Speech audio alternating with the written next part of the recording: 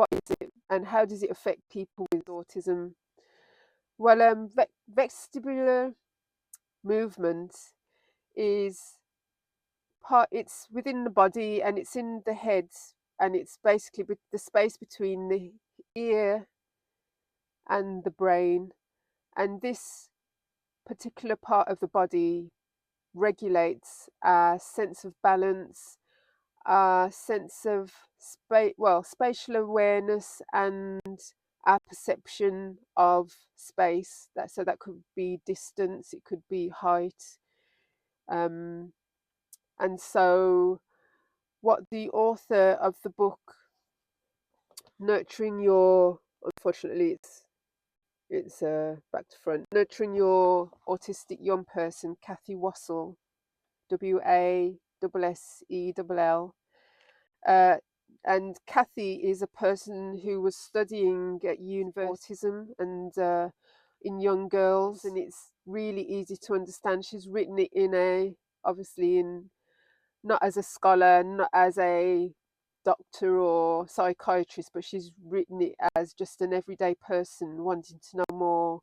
And so it's really easy to because as autism lies on a spectrum, there are many areas that it covers, and so this book is very extensive, very detailed, but she gives importance to every topic and relates it to everyday things. There's no scientific jargon or long words and abbreviations that you just can't get your head around, because I think that's a lot of the reason why people find it difficult to really appreciate what autism is. And I myself, for years now, it's kind of frightened me, to be honest, the whole topic, because I just didn't know what all these acronyms stood for and what it actually related to, in terms of, some people say it's a medical condition, others say it's a mental health, others say it's physical. And so Kathy goes in to really explain and break down in a really easy to digest way. And so because I've come with this preconceived notion that it's going to be really complicated and difficult to understand, I've kind of given myself 10 to 15 minutes each day where I'll just dip into the book and read the next page, so that it gives me time to digest and understand what it is, what autism actually means.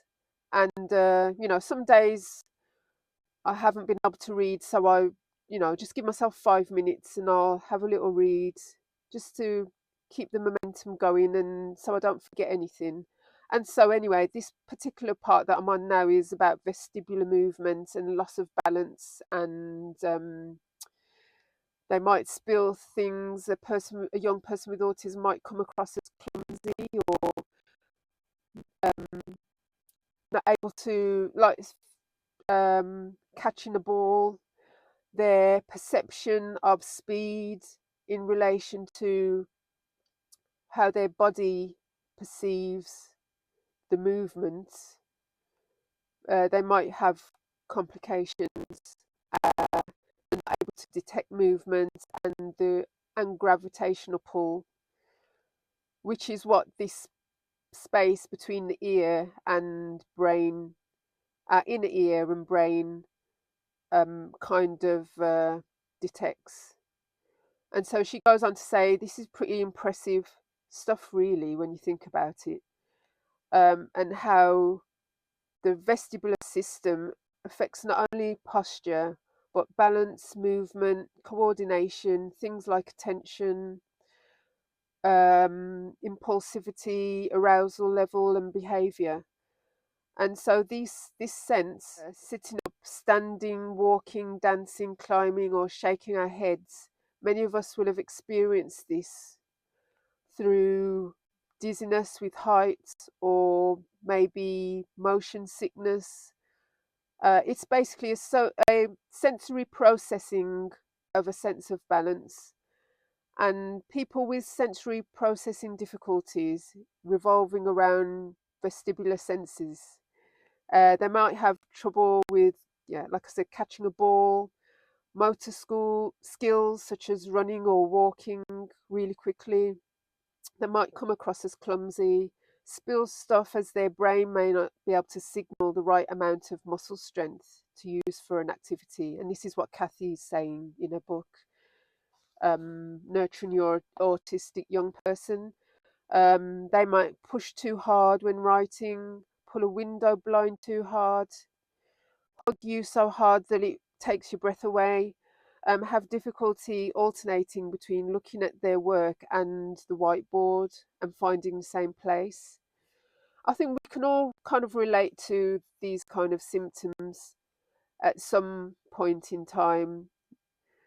Um, and so a person with autism may go through this on a daily basis.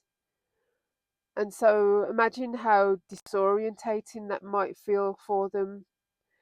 Uh, I mean, it's not set in stone that an autistic person goes through these kind of things, but they do have difficulty with their brain and sending the correct signals going to it. And so the vestibular system, she writes, is inextricably linked to our emotional regulation also. And babies are soothed by rocking, which helps to calm them and regulate their emotional response. And it's not unusual to see parents taking them for a push in a buggy or even for a drive in the middle of the night to help get them to sleep. And so, if your young person loves to swing or maybe has stimming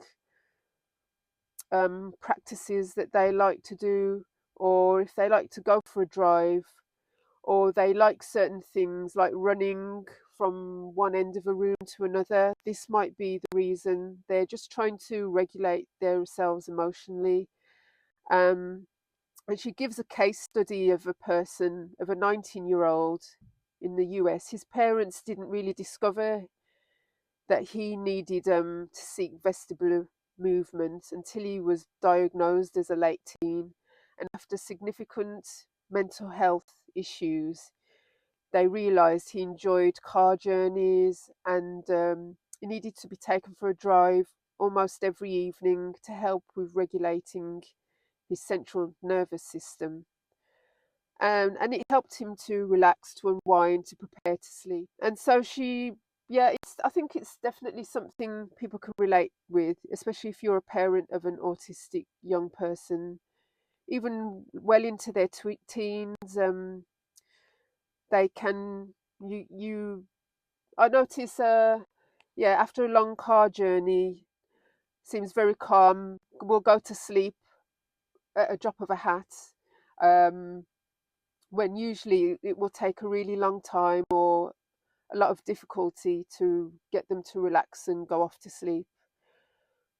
She then goes on to talk about sensory avoidance and sensory overload in terms of itchy clothing or feeling irritated by bright lights or lots of noise. So this then can goes into other areas. The medical practitioners to send you off to the webinars and stuff, but there's not enough. And if you miss it, you've missed it. If you've got to work or you've got other priorities, then you're not able to attend these one-off seminars or um, meetups that they do, because they're not weekly, they're not regular. And the one I missed was way back in lockdown when they weren't able to physically hold a actual meeting, and so it was put online, and I unfortunately missed that Zoom session. And what if you can't or you don't have access to organisations where you live? It is really difficult because even when you live in the inner city or somewhere in a built-up environment, you still have to travel to get to these places, to these groups, and it all depends on your local authority, or not so much even the local authority. It depends on where you actually live and if there's anything that caters to autism or parents in order to help them or give them further knowledge. So anyway, so this book is definitely worth a good read because it covers, like I say, she did it as a study for her course, so that means she covered every area every so yeah, she did this. She covered autism as a part of her study, part of her course, and it is really extensive. Doing it because it helps me as well. Whilst it keeps me motivated, it keeps me giving me the ability to keep picking up this book every day, knowing that I can share what I'm learning and what I'm digesting with other parents who might be, and just other people who want to know more about autism. I didn't know what it was. I didn't know about much about autism, as it turned out to be, for the next decade. And so it's only now that I pick up this book, how your young person can be put on, they can mask how their symptoms, how they're really feeling, and just get on with it because they don't want to, they know no one really understands. And so rather than be seen as the odd one out, they will mask their feelings. They won't say what's really, how they really feel, if there's any difficulties they're going through. And she said a really good way to know if they're masking is if they say everything's okay, if there's no problems, if they're really happy doing their work, getting up, going to school, no fuss, then you know they're masking. If they're, being having an emotional outburst and being vocal about how they're feeling, then you know they're not masking. I really hope it strikes up some kind of discussion about the issues I've highlighted here. So thank you for listening.